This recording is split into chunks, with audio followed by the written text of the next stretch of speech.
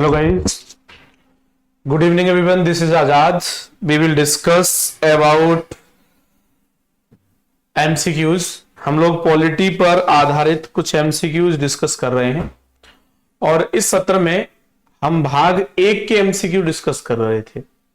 भाग 1 में अर्थात संघ एवं राज्य क्षेत्र के बारे में जो प्रावधान दिए गए हैं उन पर आधारित हम MCQ डिस्कस कर रहे थे और हम MCQ डिस्कस करते हुए लगभग आधे से ज्यादा MCQ डिस्कस कर चुके हैं। कुछ MCQ बचे हैं, उन्हें हमें डिस्कस करना है।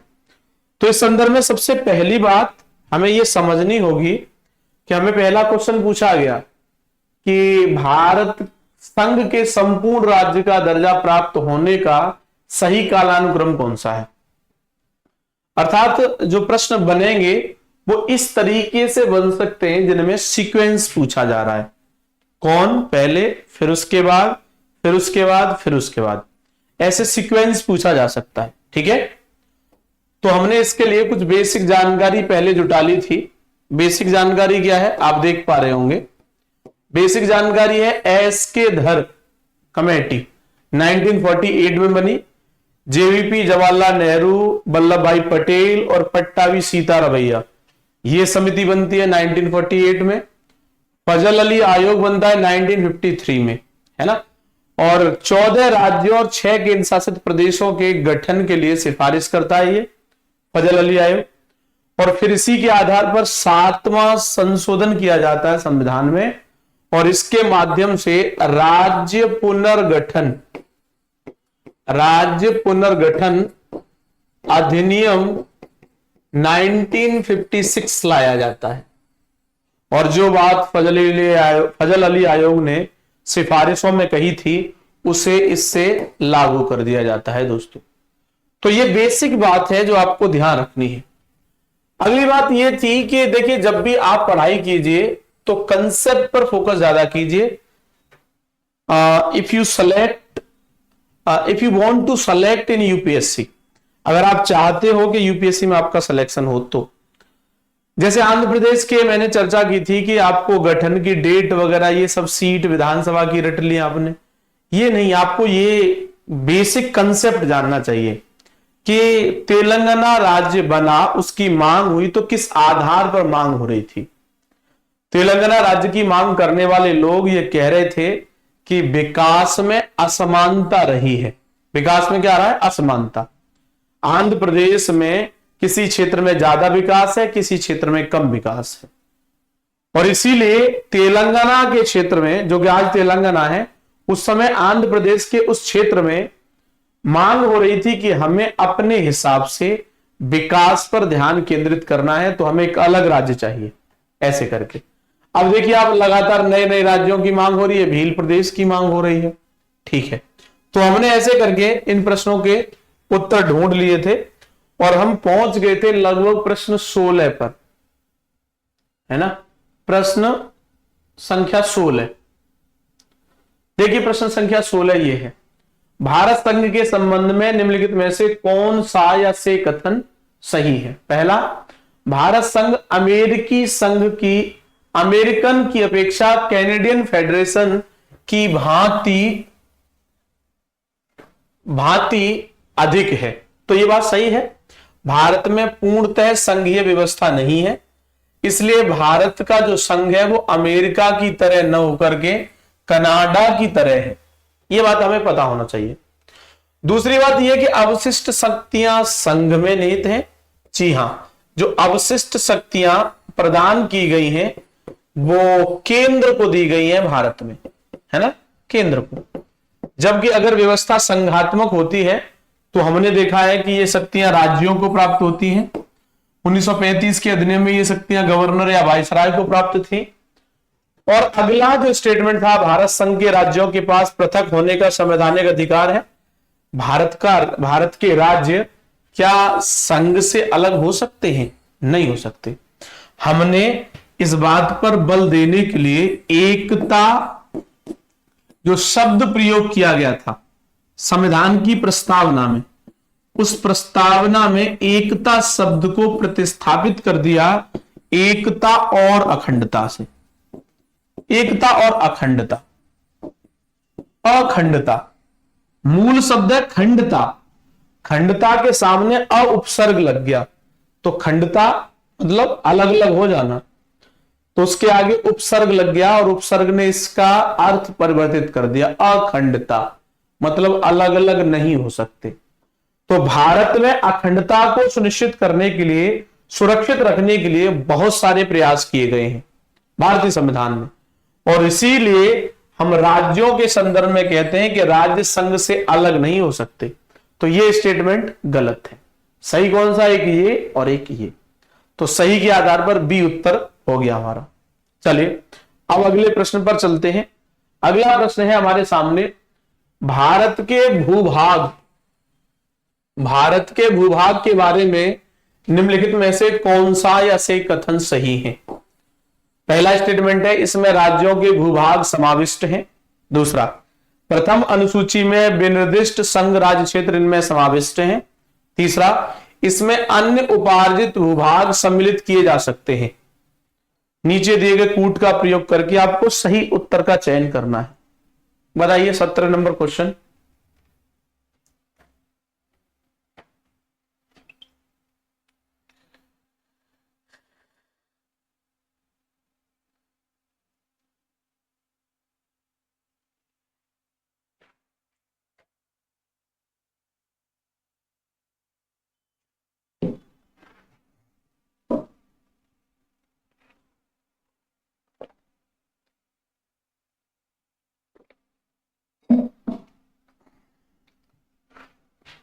हाँ जी, देखिए पहला स्टेटमेंट, इसमें राज्यों के भूभाग समाविष्ट हैं।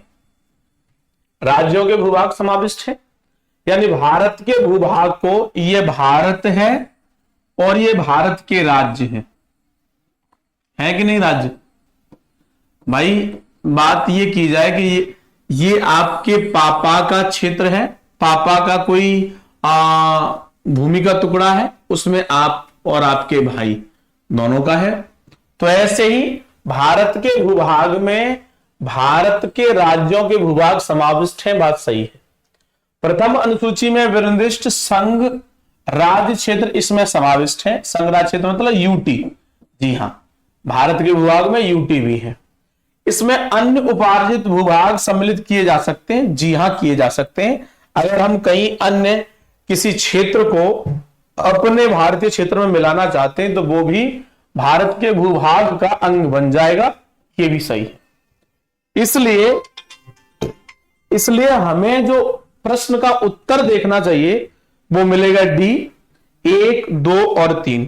अर्थात हमें यह ध्यान रखना है राज्य के भूभाग समाविष्ट हैं, प्रथम अनुसूची में विनिर्दिष्ट संघ राज्य क्षेत्र इसमें समाविष्ट हैं, अन्य उपार्जित भूभाग भी सम्मिलित किए जा सकते हैं, यानी 1, 2, 3, यानी D will be the correct answer for this question. अगला देखिए, अगला question, Who was involved in the State Recognition Commission SRS of 1953? 1953 के राज्य पुनर्गठन आयोग में कौन कौन शामिल थे?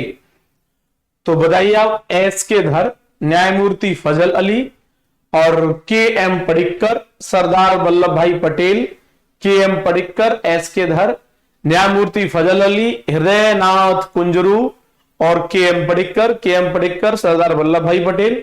बताइए आंसर क्या होगा? What will be the correct answer for this question?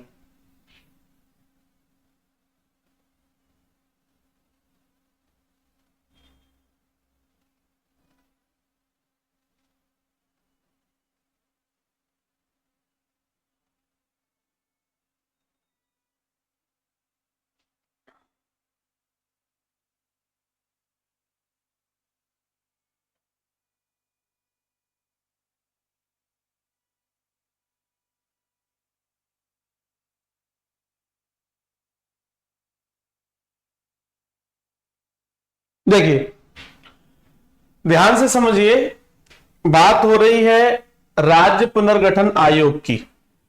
राज्य पुनर्गठन आयोग और ये राज्य पुनर्गठन आयोग कब गठित किया जाता है? पहली बात, गठित कब किया गया? पहली बात, किसके द्वारा किया गया? दूसरी बात, और तीसरी बात जो हमें बहुत ध्यान से समझनी है, इसके काम, इसके काम। और चौथी बात, यही संरचना भी लिख लेंगे, कौन कौन शामिल था। तो बात ऐसी आती है कि गठित कब किया गया? तो 22 दिसंबर को गठित किया गया, 22 दिसंबर 1953। किसके द्वारा? तो प्रधानमंत्री नेहरू के द्वारा गठित किया गया, है ना। और अगर इसकी संरचना को आप देखना चाह रहे हैं तो संरचना में आपको जो देखने को मिलेंगे वो अध्यक्ष तो मिलेंगे फजल अली, न्यायाधीश थे, न्यायाधीश फजल अली, ये कौन है? इसके अध्यक्ष हैं। और जो सदस्य आपको देखने को मिल रहे हैं उनमें हृदय नारायण, सॉरी हृदय नाथ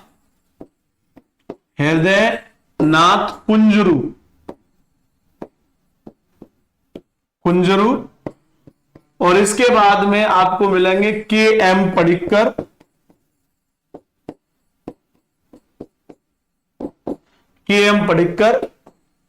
और इस आयोग के काम क्या क्या थे? तो राज्यों की सीमाओं का निर्धारण, राज्यों की सीमाओं का निर्धारण पहला काम था इसका। भाषा पर आधारित राज्यों का गठन, भाषा पर आधारित राज्यों का गठन। तीसरी बात, छोटे राज्यों के गठन को प्रोत्साहन करना,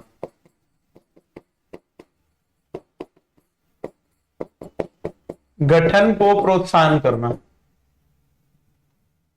ठीक है। ये इसके काम थे। इस आयोग ने 30 दिसंबर 1955 को अपनी रिपोर्ट सौंपी। क्या सौंपा? अपनी रिपोर्ट। 30 दिसंबर 1955 को रिपोर्ट दी। और बताया जाता है कई जगहों पर कि इसने जो रिकमेंडेशन दी, जो सिफारिश दी, वो हमें ध्यान रखनी है। कहा कि 16 राज्य होने चाहिए, 16 राज्य और 3 केंद्र शासित प्रदेश, है ना। लेकिन बाद में इसी राज्य पुनर्गठन आयोग के आधार पर बाद में हम देख रहे हैं तो फिर 14 राज्य बनते हैं। ये नहीं बल्कि वो दूसरा 1956 वाला आ जाता है, राज्य पुनर्गठन अधिनियम 1956 अधिनियम, ये आयोग है वो अधिनियम आता है। तो उस अधिनियम के आधार पर 14 राज्य और 6 केंद्र शासित प्रदेश, ऐसे गठन होता है, ठीक है। तो चलिए, आप न्यायमूर्ति फजल अली आपको पता है, हृदयनाथ कुंजरू और के एम पडिक्कर, यानी C will be the correct answer. अगला देखिए, निम्नलिखित में कौन सा धर आयोग 1948 का अधिदेश था? राज्यों के वर्गीकरण का अध्ययन करना, यह संस्तुति देना कि क्या राज्यों का पुनर्गठन भाषाई आधार पर किया जा सकता है, केंद्र राज्य संबंधों का अध्ययन करना, यह परीक्षण करना कि क्या मद्रास नगर को आंध्र प्रदेश में अंतरित किया जा सकता है। बताइए कमेंट करके।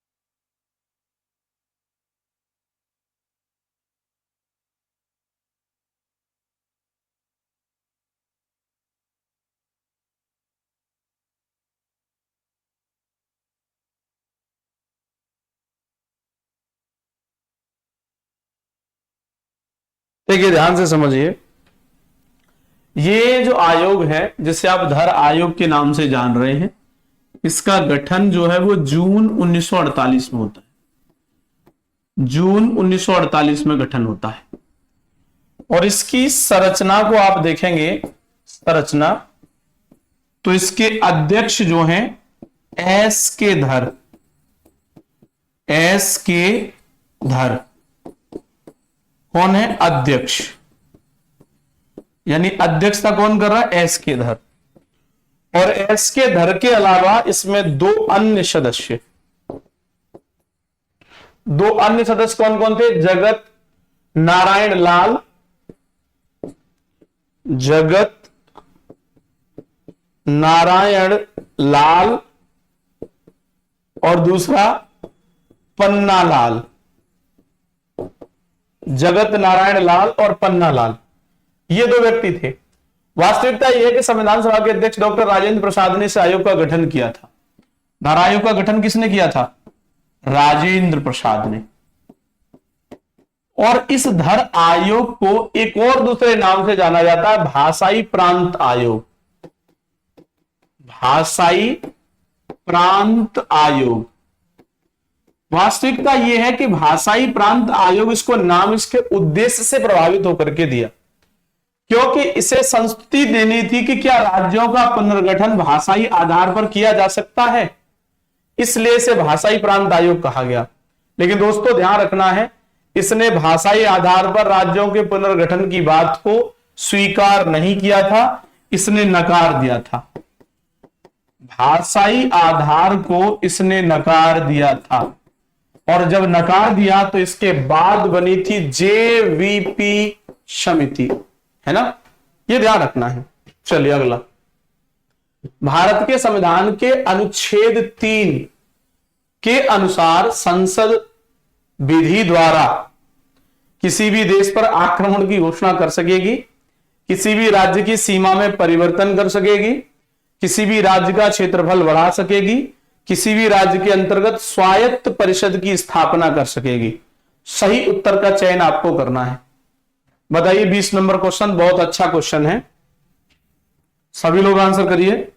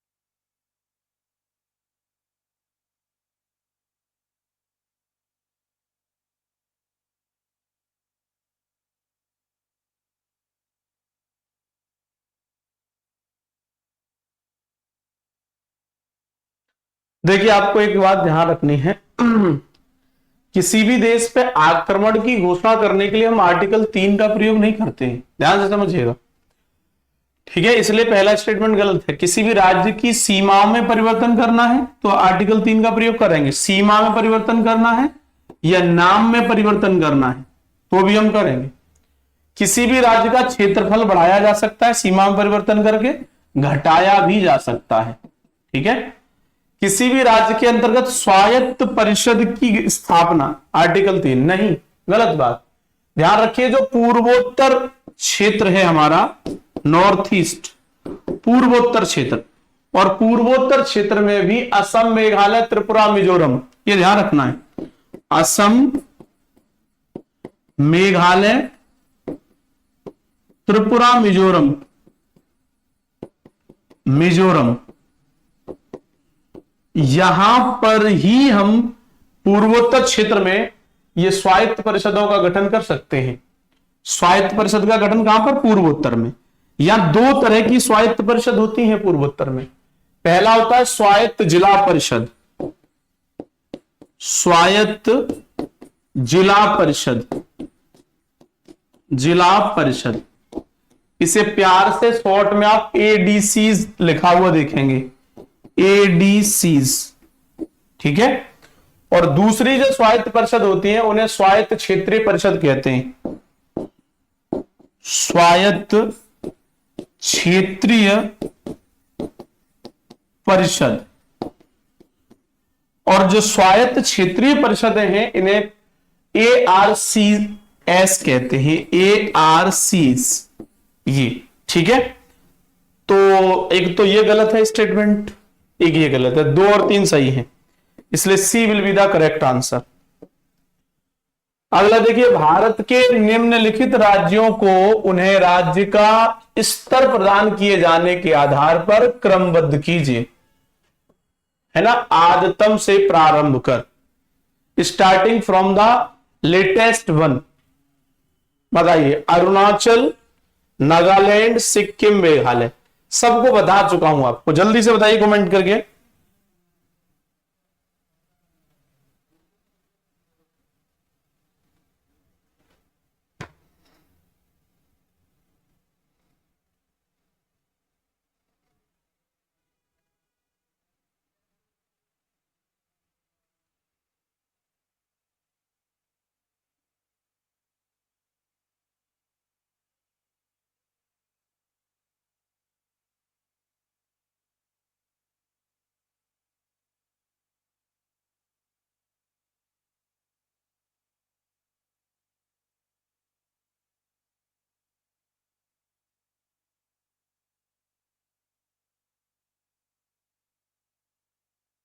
देखिए, आंध्र प्रदेश का आपको पता ही था, आंध्र प्रदेश का पता था कि नहीं, 1 नवंबर 1956, है ना।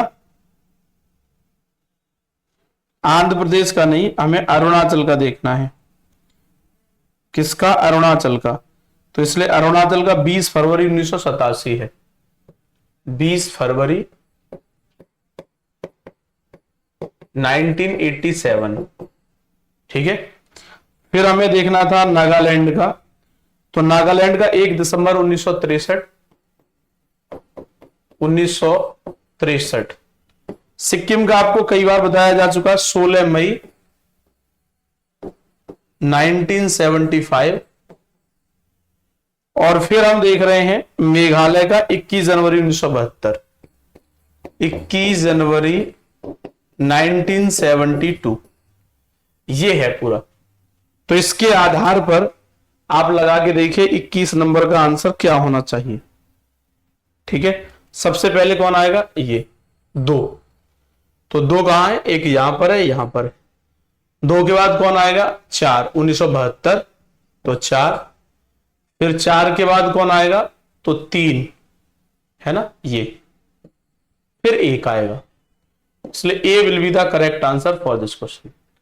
अगला, भारत की संसद किसी राज्य में से उसका राज्य क्षेत्र अलग करके अथवा किसी राज्य क्षेत्र को किसी राज्य क्षेत्र के भाग के साथ मिलाकर नए राज्य का निर्माण कर सकेगी, इसके बारे में निम्नलिखित में से कौन सी पद्धति या पद्धतियां सही हैं? बहुत अच्छा क्वेश्चन है। पहला, मोस्ट इंपॉर्टेंट, मार्क करिए, ये क्वेश्चन जब आता है ऐसा तो गलत होने की संभावना बन जाती है। साधारण बहुमत द्वारा तथा सामान्य विधायी प्रक्रिया द्वारा, राष्ट्रपति की अनुशंसा से जो आमतौर पर विधेयक को उस या उन राज्यों के विधानमंडल को भेजते हैं जो विधेयक में प्रस्तावित परिवर्तनों से प्रभावित होने वाला या वाले हैं, राष्ट्रपति को दी गई प्रधानमंत्री की सलाह से। बताइए आप, आंसर क्या होगा?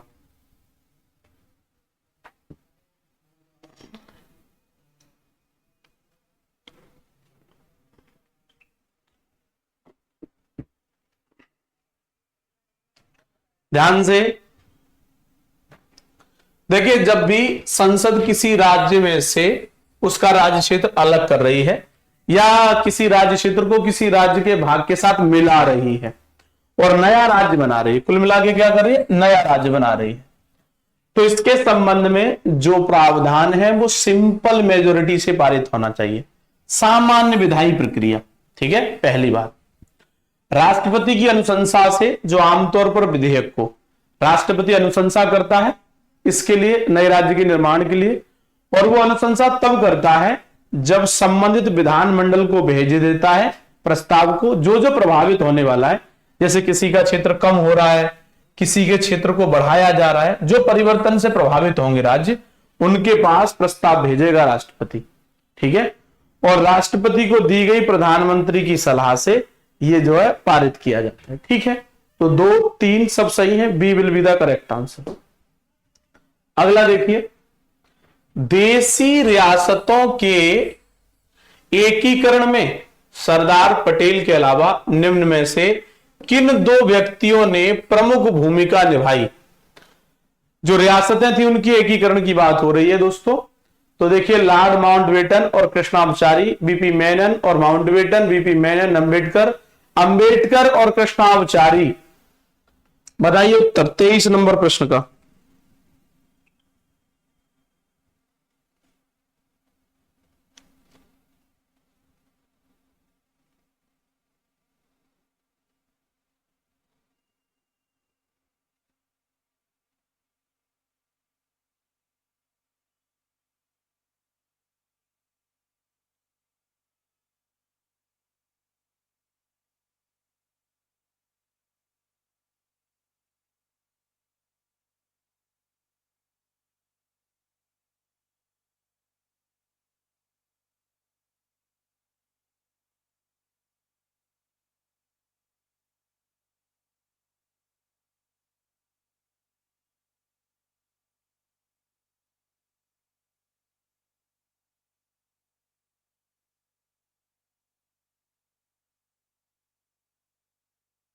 देखिए ध्यान दीजिए, जो बीपी मेनन है, बपल्ला पंगुन्नी मेनन, नाम ध्यान रखिए, बपल्ला,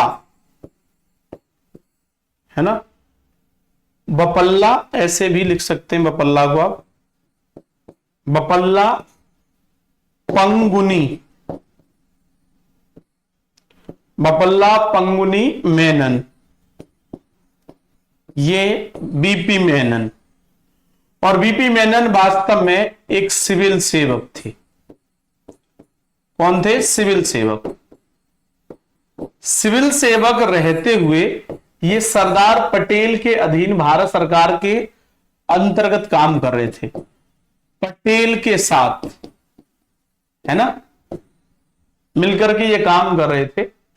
राज्यों के मंत्रालय में सचिव के रूप में काम कर रहे थे, सचिव। और इन्होंने रियासतों के एकीकरण में बड़ी भूमिका निभाई। वास्तविकता यह है कि बाद में ये कैबिनेट सचिव भी बने, लॉर्ड माउंटबेटन ने भी भूमिका निभाई और पटेल साहब ने तो मुख्य भूमिका अदा की ही थी। तो B will be the correct answer. अगला, निम्नलिखित के भारतीय संघ में शामिल होने की प्रक्रिया को क्रमशः बताइए। जूनागढ़, हैदराबाद, जम्मू कश्मीर। बताइए, जूनागढ़, हैदराबाद, जम्मू कश्मीर।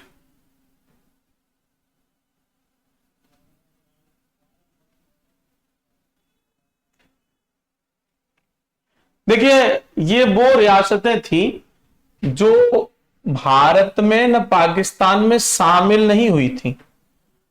इन्होंने अपने आप को तटस्थ रखने का प्रयास किया था। तो उनमें जूनागढ़ में जनमत संग्रह कराया था, तो जूनागढ़ को जनमत संग्रह के आधार पर। हैदराबाद में पुलिस कार्यवाही या सैन्य कार्यवाही भी कह सकते हैं, या ऑपरेशन पोलो चलाया गया था, ऑपरेशन पोलो, ऑपरेशन पोलो के माध्यम से। और जम्मू कश्मीर को राजा हरि सिंह द्वारा विलय पत्र पर हस्ताक्षर करके, राजा हरि सिंह विलय पत्र पर हस्ताक्षर करके करवाया गया था। C will be the correct answer. अगला देखिए, अनुच्छेद 1 में उल्लिखित भारत व संघ शब्द से क्या आशय है? राज पद्धति का प्रकार व स्रोत, देश का नाम व राज पद्धति का प्रकार, देश का नाम व दर्शन, राज पद्धति का प्रकार व दर्शन। मोस्ट इंपॉर्टेंट क्वेश्चन है ये।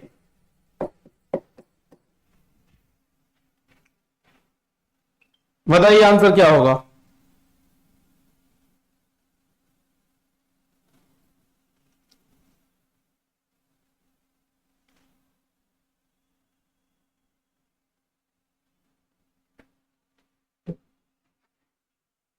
देखिए समझिए ध्यान से, आप इससे क्या समझ पा रहे हैं, खुद भी लॉजिक लगाएंगे तो समझ जाएंगे। भारत व संघ, भारत क्या है, भारत तो देश का नाम है, देश का नाम है भारत।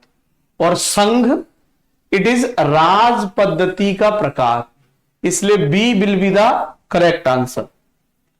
अगला आर्टिकल आप अगला क्वेश्चन देखिए, किस आर्टिकल के तहत संसद राज्यों को संघ में मिलाने, क्षेत्र में वृद्धि करने या कमी करने की शक्ति को प्राप्त किए हुए है। बताइए कौन सा आर्टिकल है जिससे संसद को यह पावर मिली हुई है। प्रश्न हमारा 26 है।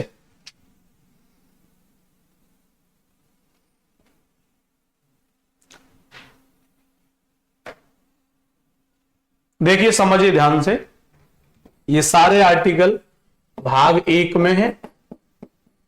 मैं आपको पहले भी बता चुका हूं, यहां पर संघ का नाम है ना, यहां नए राज्यों का गठन व स्थापना है, और यहां सीमा में परिवर्तन, नाम में परिवर्तन है। ठीक है, तो सीमा में परिवर्तन करके ही किसी क्षेत्र में वृद्धि की जा सकती है या कमी की जा सकती है, इसलिए A will be the correct answer. 4 में बात बताई गई है संविधान संशोधन की।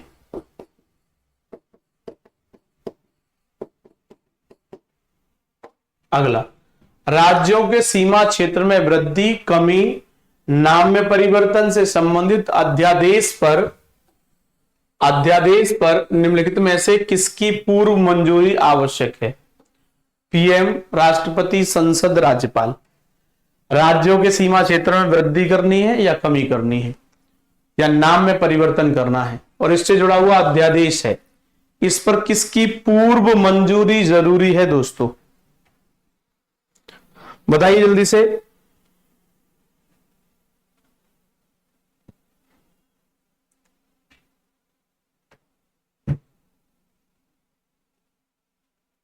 ऐसा जब भी काम किया जाना है तो राष्ट्रपति की पूर्व मंजूरी आवश्यक है, यह बात आपको ध्यान रखनी है, राष्ट्रपति की पूर्व मंजूरी।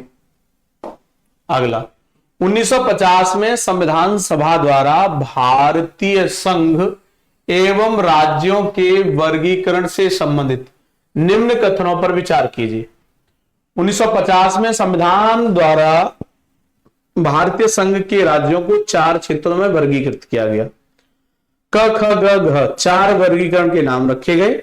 भाग घ में अंडमान और निकोबार द्वीप समूह सम्मिलित थे। भाग क में उन राज्यों को शामिल किया गया जहां गवर्नर जनरल का शासन था। यह हमारा 28 नंबर क्वेश्चन है, इसका आप उत्तर दीजिए।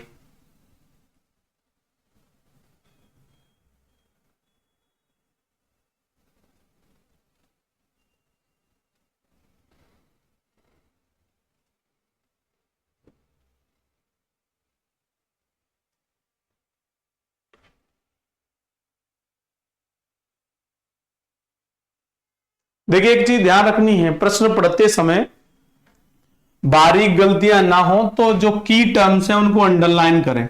जैसे मैंने ये अंडरलाइन किया या ये हमने सर्किल में ले लिया, ऐसे आप यहां भी देखें उपर्युक्त में से कौन सा या से कथन असत्य है, ये ध्यान रखना है। असत्य पूछा या सत्य, नहीं तो कभी कभी पूछा असत्य होता है, हम बता सत्य देते हैं, तो इतना सत्यवादी नहीं बनना है कि पूछा असत्य जा रहा है आप सत्य बता रहे हो।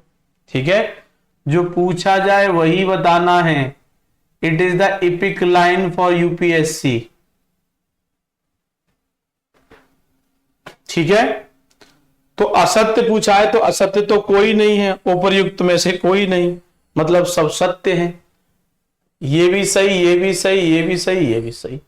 हमें गलत पूछा, गलत कोई है ही नहीं। ठीक है, अगले क्वेश्चन पे चलते हैं। निम्न में से कौन सा राज्य 29वें राज्य के रूप में अस्तित्व में आया? ये अभी आपको बहुत देर से बता रहा हूं, आप बताइए आप लोग।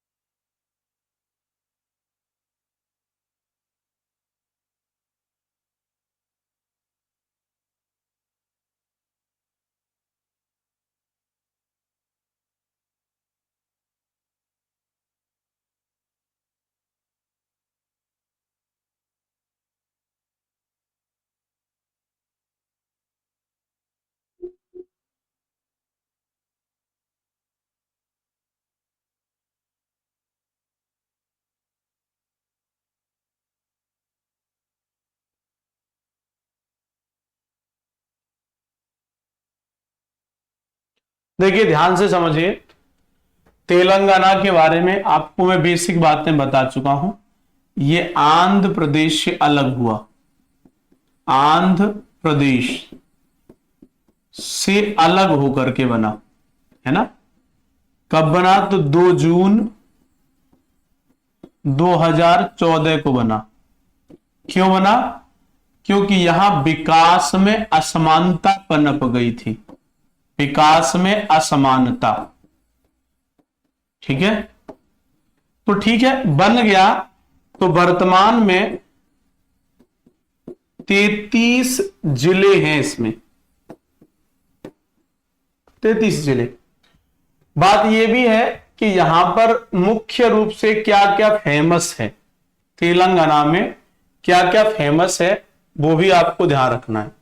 तेलंगाना जब भी जाइएगा आप, तो रामप्पा मंदिर है यहां पर, रामप्पा मंदिर, है ना। घूम के आइएगा। जीवन में घूमना फिरना बहुत चाहिए। खाने पीने पे भले ही आप कम खर्च कर लीजिए, लेकिन घूमने फिरने से आपको जानकारी मिलती है। एक यहां पर काकतीय कला द्वार है, काकतीय कला द्वार। और क्या है? इसके अलावा यहां अंबेडकर जी की एक प्रतिमा लगी है, बहुत प्रसिद्ध, अंबेडकर जी की प्रतिमा। उसको भी देख करके आना चाहिए आपको। अंबेडकर जी का इतना कंट्रीब्यूशन है हमारे भारत की शासन पद्धति में।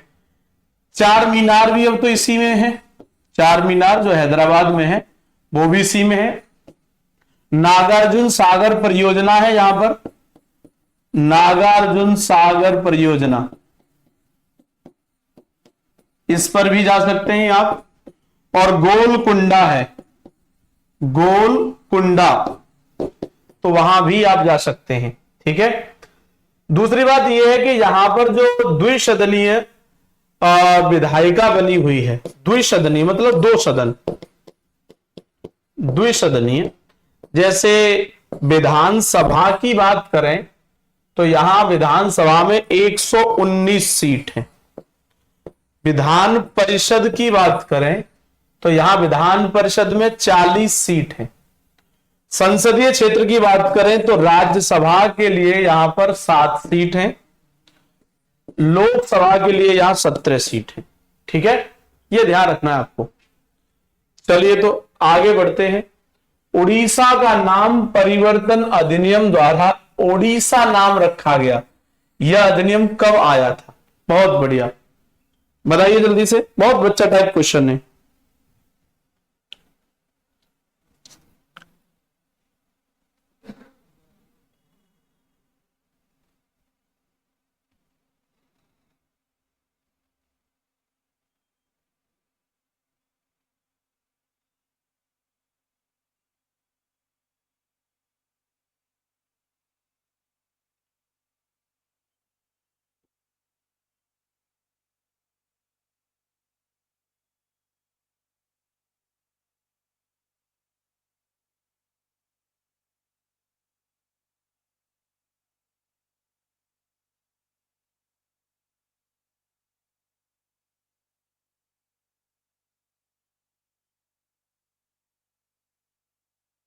देखिए ध्यान दीजिए, वास्तविकता यह है कि ओडिशा, ओडिशा, ये वाला ओडिशा जो मैंने लिखा है, ओडिशा ब्रैकेट में नाम परिवर्तन, नाम परिवर्तन अधिनियम, अधिनियम 2011 लाया गया। ठीक है, और इससे महत्वपूर्ण दो परिवर्तन हुए साथियों। पहला परिवर्तन तो यह हुआ कि उड़ीसा राज्य जो हुआ करता था, उड़ीसा को परिवर्तित करके कर दिया गया ओडिशा। क्या कर दिया गया? ओडिशा कर दिया। ठीक है, और जो उड़िया भाषा थी, उस उड़िया भाषा का नाम ओडिया कर दिया। उड़िया भाषा का नाम परिवर्तित करके ओडिया भाषा कर दिया। ये दो परिवर्तन हुए 2011 में। ठीक है, तो B will be the correct answer for this question. अगला क्वेश्चन है, हाल ही में जम्मू कश्मीर पुनर्गठन विधेयक 2019 को मिली संसद की मंजूरी के बाद किन दो नए केंद्र शासित प्रदेशों के निर्माण का प्रस्ताव है? बहुत बेसिक बात पूछ दी है आपसे।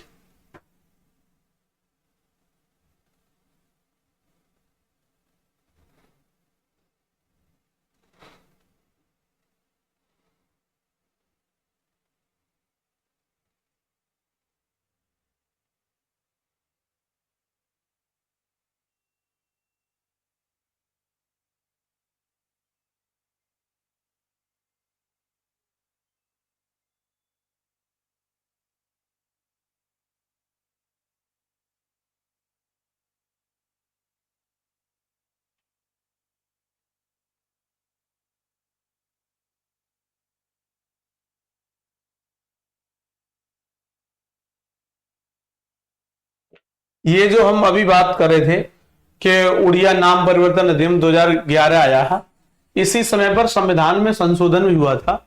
96वां संशोधन, 96वां संशोधन भी हुआ है, ये आपको ध्यान रखना है।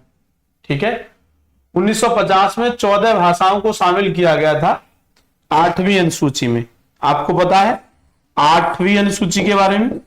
तो 8वीं अनुसूची में 14 भाषाएं थी, और इन 14 भाषाओं में उड़िया भाषा थी। उड़िया भाषा पहले से थी, ऐसा नहीं है कि इसमें बाद में जोड़ा गया है। बाद में जो 8वीं अनुसूची में संशोधन हुए हैं वो आपको ध्यान रखने हैं। कौन कौन से हुए? एक तो 21वां हुआ है, 21वां संशोधन हुआ है 1950 में। इसके अलावा कौन हुआ है?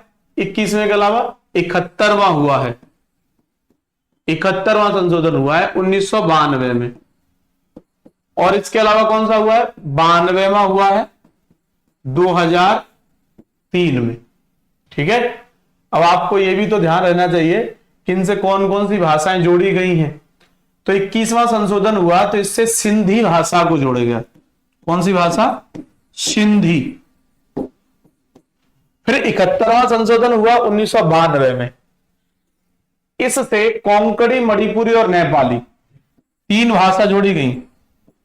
कोंकणी, मणिपुरी और नेपाली।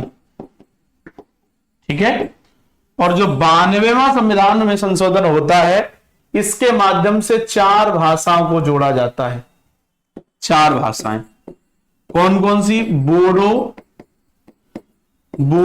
डोंगरी, संथाली और मैथिली। ठीक है, ये आपको ध्यान रखना है।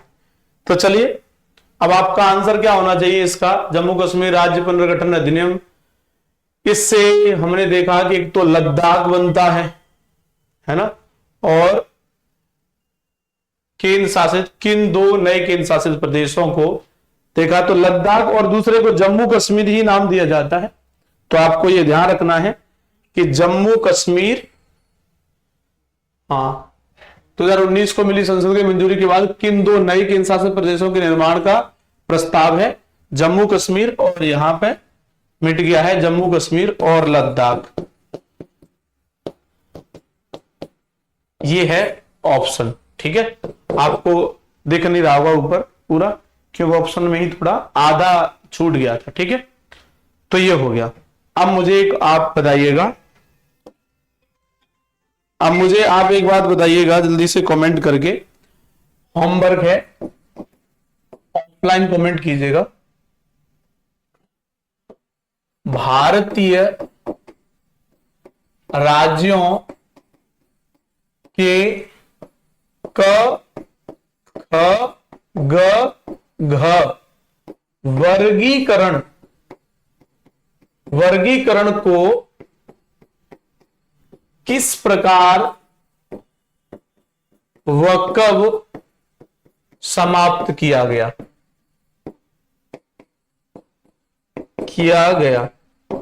यह आपका होमवर्क है। ठीक है, तो बता पाओगे होमवर्क? चलिए, तो फिर ख्याल रखिए आप अपना और अपनों का। Thank you so much.